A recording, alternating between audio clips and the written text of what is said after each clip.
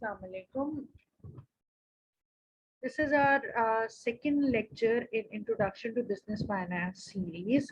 पहले लेक्चर में हमने फाइनेंस की डेफिनेशन और बेसिक कॉन्सेप्ट को डिस्कस किया था कि फाइनेंस क्या है और अकाउंटिंग और फाइनेंस में क्या रिलेशनशिप है। वीडियो के एंड में हमने बात की थी कि फाइनेंशियल मैनेजर जो है वो 3 एरियाज में डिसीजन मेकिंग करता है। मेन जॉब उनकी डिसीजन मेकिंग की होती है और उसमें वो जो है 3 तरह के डिफरेंट डिसीजंस कर रहे होते हैं। उन डिसीजंस में से पहला डिसीजन जो है वो इन्वेस्टमेंट डिसीजन है। आज की वीडियो में हम इन्वेस्टमेंट डिसीजन के बारे में बात करेंगे कि इन्वेस्टमेंट डिसीजन क्या होता है और इसकी जो है वो बेसिक्स क्या है, सिग्निफिकेंस क्या है बिजनेस के लिए। Investment decision is basically related to the purchasing of acquiring of assets. हम कौन कौन से रिसोर्सेज हमारे पास होने चाहिए और जो है कितने कितने होने चाहिए।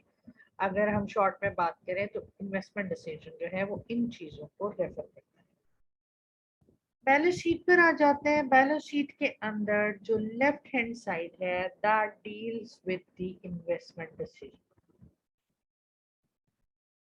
आप यहाँ पर देख सकते हैं कि मुख्तलिफ बैलेंस शीट्स के अंदर जो है वो डिफरेंट एसेट्स होते हैं। हर बिजनेस अपनी रिक्वायरमेंट के हिसाब से एसेट्स को एक्वायर करते हैं।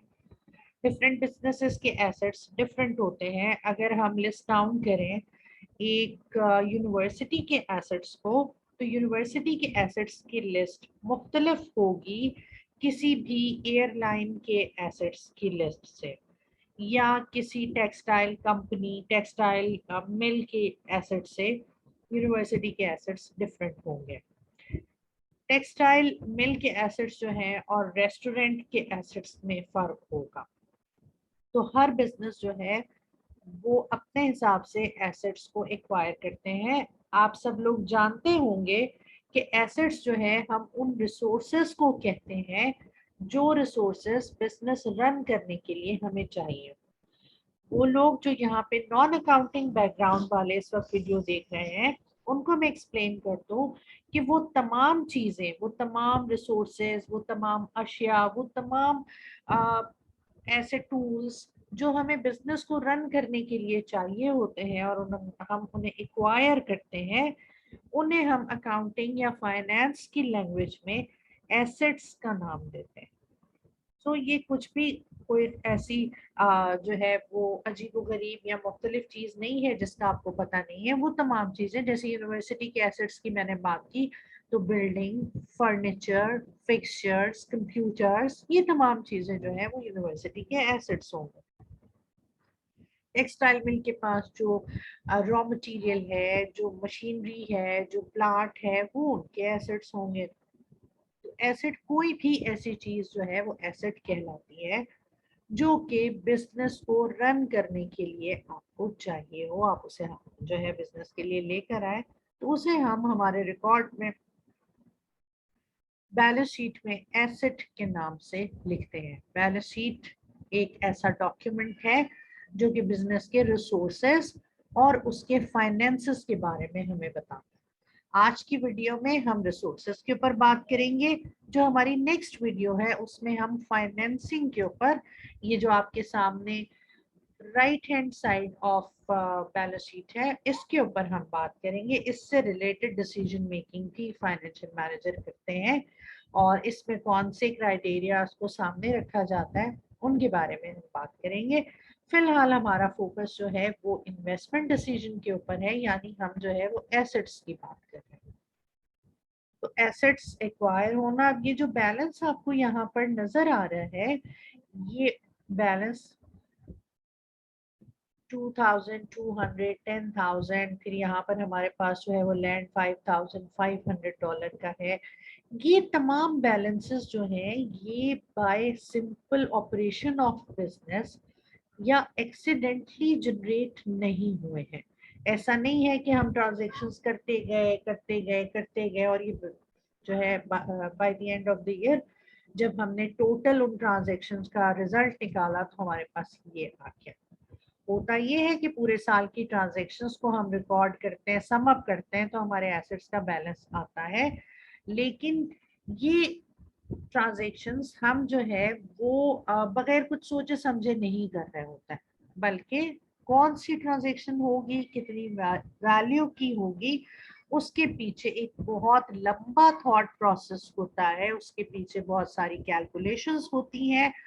और आपका फाइनेंस डिपार्टमेंट, फाइनेंशियल मैनेजर जो है वो ये चीज बता रहे होते हैं कि हर इंडिविजुअल एसेट का बैलेंस जो है वो कितना होगा या कितना होना चाहिए। सम टाइम जितना होना चाहिए हम उतना नहीं लेते हैं, हमारे पास नहीं होता है। जैसे आम जिंदगी में अगर आप स्टूडेंट्स हैं तो स्टूडेंट्स को जो है वो डिफरेंट यूनिवर्सिटीज में पास आउट होने के लिए सर्टेन मार्क्स चाहिए होते हैं। जैसे बहुत सारे इंस्टीट्यूट्स के अंदर जो है वो कम से कम आप 50% नंबर लें तभी आप पास होते हैं।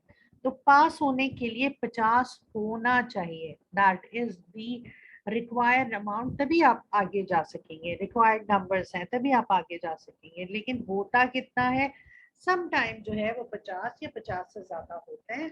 कभी कभी ऐसा भी होता है कि आप 50 नहीं ले सकते। तो फाइनेंशियल मैनेजर हमें ये बताते हैं कि होना कितना चाहिए।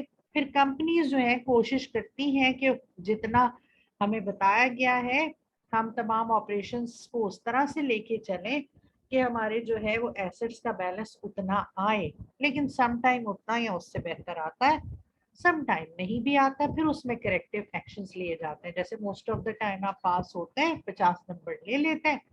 सम टाइम आप नहीं भी ले सकते, 49 पे 48 के ऊपर आपका स्कोर रुक जाता है और आप पास नहीं हो पाते। फिर आप करेक्टिव एक्शन लेते हैं और फिर उस 50 के लैंडमार्क को क्रॉस करते हैं। तो कितना होना चाहिए, ये चीज जो है वो फाइनेंशियल मैनेजर इन्वेस्टमेंट डिसीजन के अंदर आपको बता रहे होते हैं। वो तमाम एसेट्स का ऑप्टिमम बैलेंस डिसाइड करते हैं।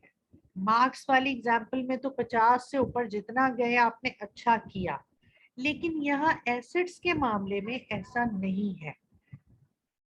अगर आप ऑप्टिमम लेवल से कम लेते हैं, आपके एसेट्स का बैलेंस जो है वो कम है, तो आपके लिए नुकसानदेह है। लेकिन अगर आपके एसेट्स का बैलेंस जो है वो ऑप्टिमम लेवल से ज्यादा,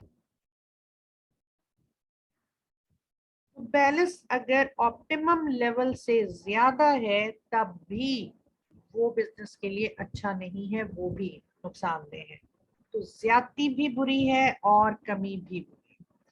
सबसे पहले हम जो है वो एसेट्स की दो ब्रॉडर कैटेगरीज के बारे में बात कर लेते हैं। एसेट्स को हम दो ब्रॉड कैटेगरीज में डिवाइड करते हैं, that is current assets and long term assets या fixed assets.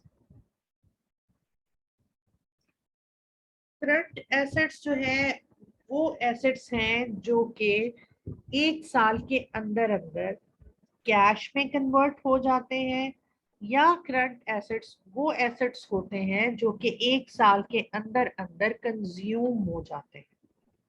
There are two eligibility criteria to qualify an asset as a current asset.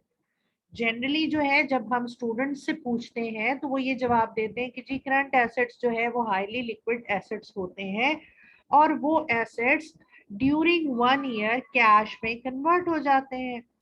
लेकिन इसके अलावा भी कुछ ऐसे एसेट्स होते हैं जो कि एक साल के अंदर कैश में कन्वर्ट नहीं होते, लेकिन हम तब भी उन एसेट्स को करंट एसेट्स कहते हैं।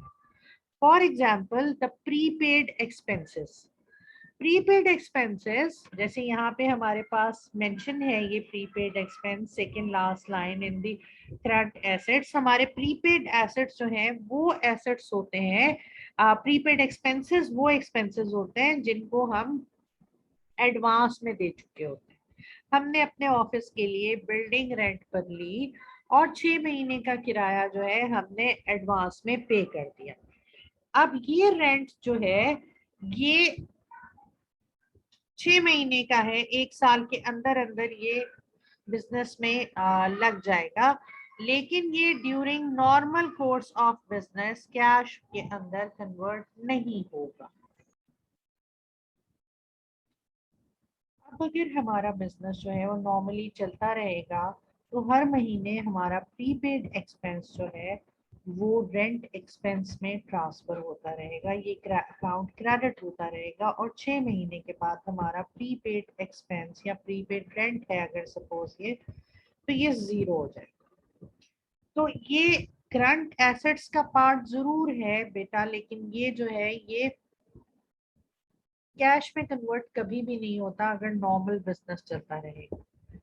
जी, अगर ऐसा हो खुदा ना खास्ता कि बिजनेस जो है वो हमने स्टार्ट किया, हमने 6 महीने का रेंट भी पे किया, लेकिन 1 महीने के बाद 2 महीने के बाद हमें रियलाइज हुआ कि ये बिजनेस जो है ये नहीं चलेगा और हम इसमें सक्सेसफुल नहीं होंगे, इसको जितनी जल्दी बंद कर दिया जाए उतना बेहतर है। तो हमने बिजनेस को बंद कर दिया और जिनसे हमने जो है वो ऑफिस स्पेस रेंट पे ली थी उनसे हमने रिक्वेस्ट की कि आप हमारा जितना भी एडवांस रेंट बाकी बचा है वो हमें रिटर्न करना है। तो म्यूचुअल कंसेंट से वो रेंट वापस हो जाता है, तो उस सूरत में ये कैश में कन्वर्ट होता है, but that is not the normal course of business. अगर हमारा बिजनेस नॉर्मली चलता रहेगा तो हमारे प्रीपेड एक्सपेंसेस जो है वो कैश में कन्वर्ट नहीं होते।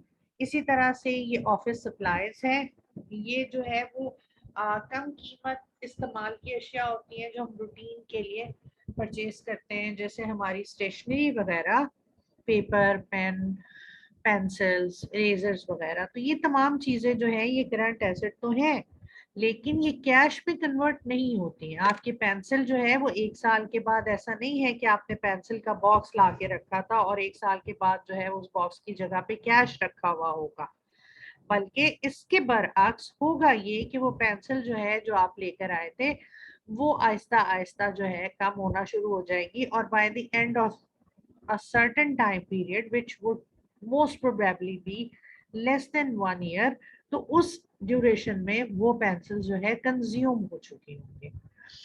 तो यहाँ पर हमने जो है वो दो चीजें करंट एसेट्स की एलिजिबिलिटी में देखी कि करंट एसेट्स वो एसेट्स हैं जो कि 1 साल के अंदर कैश में कन्वर्ट होते हैं, एक क्राइटेरिया ये है। सेकंड क्राइटेरिया है कि वो 1 साल के अंदर अंदर बिजनेस में इस्तेमाल हो जाते हैं, कंज्यूम हो जाते हैं। इस्तेमाल तो ये एसेट्स भी हो रहे होते हैं बट मोर अप्रोप्रिएटली कंज्यूम हो जाते हैं, ऐसे एसेट्स को हम जो है वो करंट एसेट्स। इसके मुकाबले में फिक्स्ड एसेट्स वो एसेट्स हैं जो 1 साल से ज्यादा अरसे तक बिजनेस में इस्तेमाल होते हैं, उनकी लाइफ लंबी होती है और वो एक अकाउंटिंग पीरियड से ज्यादा तक जो है वो बिजनेस को बेनिफिट देते हैं, उनको हम फिक्स्ड एसेट्स कहते हैं। तो इन्वेस्टमेंट डिसीजन में हमारा पहला जो डिसीजन होगा वो ये होगा कि हम अपने रिसोर्सेज में से कितने रिसोर्स करंट एसेट्स में इन्वेस्ट करें और कितने रिसोर्स जो है वो फिक्स्ड एसेट्स में इन्वेस्ट करें। मैन्युफैक्चरिंग कंसर्न्स के लिए फिक्स्ड एसेट्स जो हैं वो रिटर्न प्रोवाइडिंग एसेट्स हैं। सिंपल वर्ड्स में हम कहें तो वो प्रॉफिट जनरेटिंग एसेट्स हैं। कंपनीज का, मैन्युफैक्चरिंग कंसर्न्स का जो प्रॉफिट जनरेट होता है वो फिक्स्ड एसेट्स के थ्रू होता है। करंट एसेट्स जो है वो या तो बहुत थोड़ा रिटर्न देते हैं या बिल्कुल भी रिटर्न नहीं देते। अब यहाँ पर हर कंपनी का ये ख्वाहिश होगी या उनकी ये डिजायर होगी कि वो अपने पास जो उनके फाइनेंसेस अवेलेबल हैं उसका मैक्सिमम पार्ट जो है वो फिक्स एसेट्स में इन्वेस्ट करें, ताकि जो प्रॉफिट जनरेटिंग वाला पार्ट है उसको बड़ा किया जा सके और जो हमारा लो प्रॉफिट जनरेटिंग सेक्शन है या जीरो प्रॉफिट जनरेटिंग सेक्शन है उसमें हम कम से कम इन्वेस्ट करें। अब यहाँ पे एक चीज और आपने जहन में रखनी है कि ऐसा नहीं है कि हम जो है वो करंट एसेट में बिल्कुल ही इन्वेस्ट ना करें। हमें ये बताया गया है कि ये प्रॉफिट जनरेट नहीं करते तो हम ये सोच लें कि जी हम इसके अंदर इन्वेस्ट नहीं कर रहे बिकॉज ये प्रॉफिट जनरेट नहीं कर रहे हैं, तो ये पॉसिबल नहीं है। करंट एसेट्स जो हैं उनकी अपनी एक अहमियत है, वो प्रॉफिट जनरेटिंग के अंदर अपना हिस्सा नहीं डालते हैं या बहुत कम डालते हैं फिक्स्ड एसेट्स के मुकाबले में, लेकिन वो हमारे बिजनेस की डे टू डे एक्टिविटीज को रन करने में हेल्पफुल होता है। हमारे जो डेली ट्रांजेक्शन्स हैं, जो डेली एक्टिविटीज हैं, वो हम परफॉर्म नहीं कर सकते हैं विदाउट आवर करंट एसेट्स। आपने जो है वो बेहतरीन प्लांट परचेज कर लिया, दुनिया की बेहतरीन मशीनरी ला के अपनी फैक्ट्री में रख ली, लेकिन अगर आपके पास जो है वो रॉ मटेरियल नहीं है तो आप उस मशीनरी को रन नहीं कर सकते।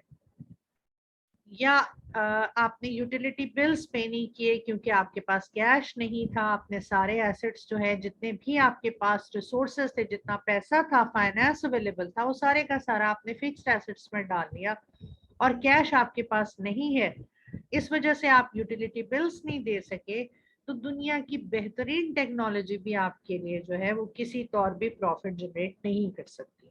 सो प्रॉफिट जनरेट जो है वो फिक्स्ड एसेट्स ही करते हैं, लेकिन उन एसेट से फायदा उठाने के लिए जो है वो आपको करंट एसेट्स को मेंटेन करना पड़ता है। करंट एसेट्स नहीं होंगे तो आपके फिक्स्ड एसेट्स की प्रॉफिट जनरेटिंग कैपेसिटी को आप जो है वो टैप नहीं कर सकते हैं, उससे फायदा हासिल नहीं कर सकते। So current assets are important. अब यहाँ पर जो है वो फाइनेंशियल मैनेजर डिसाइड करते हैं कि जी हमारा ये कॉम्बिनेशन क्या होना चाहिए, हम हमारे रिसोर्सेस में से कितने रिसोर्सेज जो है वो करंट एसेट में डालेंगे और कितने रिसोर्सेज जो है हम फिक्स्ड एसेट्स के अंदर डालेंगे। अब वो कंपनीज जो बहुत इस्टेब्लिश हैं, अच्छी फ्लोरिश कंपनीज हैं, उनकी प्रोडक्ट बिक रही है, वो मार्केट में अपनी एक पोजीशन रखते हैं, उनकी गुडविल जनरेट हो चुकी है, ऐसी कंपनीज जो हैं वो अपने रिसोर्सेस का मेजर पोर्शन फिक्स्ड एसेट्स में डाल देंगे और करंट एसेट्स में जो है वो कम प्रोपोर्शन रखेंगी, थोड़े पैसे मिनिमम से इसको जो है वो मेंटेन करेंगी, चलाने की कोशिश करेंगी और मैक्सिमम पार्ट को यहाँ डालेंगी। ऐसा करने का रीजन ये है कि उनको ये अच्छी तरह से पता है कि हम मार्केट में जो है वो एक अच्छी स्टैंडिंग रखते हैं, हम जो है वो अनयूज्ड बोरोइंग कैपेसिटी हमारे पास है। अनयूज्ड बोरोइंग कैपेसिटी का मतलब है कि वो बैंक से या फाइनेंशियल इंस्टीट्यूट से कर्जा ले सकते हैं, उनको कर्ज मिल जाएगा। तो ऐसी कंपनीज को ये लगता है कि अगर खुदा ना खास्ता कोई ऐसी सिचुएशन आई जब हमारे पास कैश की शॉर्टेज हो गई या हमारे पास पैसे नहीं हुए कि हम रॉ मटेरियल ले सकें या लेबर को पे कर सकें या इन्वेंट्री जो है वो ले सकें, तो ऐसी सूरत में हम जो है वो बैंक से या फाइनेंशियल इंस्टीट्यूट से राब्ता करेंगे और हमारी गुडविल की बिना पे हमें जो है वो लोन मिल जाएगा। तो क्या जरूरत है कि हम जो है वो अपना पैसा करंट एसेट्स के अंदर ब्लॉक करें, उसी पैसे को हम फिक्स्ड एसेट्स में डालते हैं और मुनाफा कमाते हैं। इस सोच के साथ उनका करंट एसेट जो है उसका प्रोपोर्शन श्रिंक हो जाता है, छोटा हो जाता है और फिक्स्ड एसेट का प्रोपोर्शन जो है वो बड़ा हो जाता है। लेकिन ये वाला मॉडल जो है वो वेल एस्टेब्लिश कंपनीज के लिए है।